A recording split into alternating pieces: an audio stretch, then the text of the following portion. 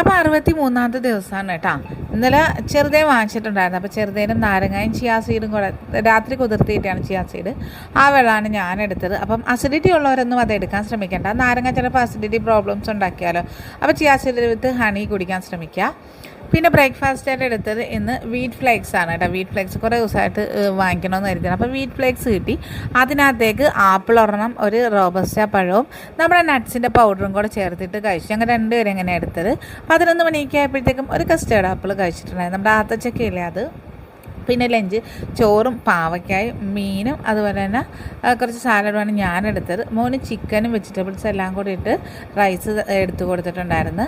അപ്പം എനിക്ക് വൈകിട്ട് പുറത്തോട്ട് പോകേണ്ട ഒരു ആവശ്യം ഉണ്ടായിരുന്നു. അപ്പോൾ പോയി വന്നപ്പോഴത്തേക്കും അവിടെ നിന്ന് കുറച്ച് ഫ്രൈഡ് റൈസാണ് കഴിച്ചത്. ഫ്രൈഡ് റൈസും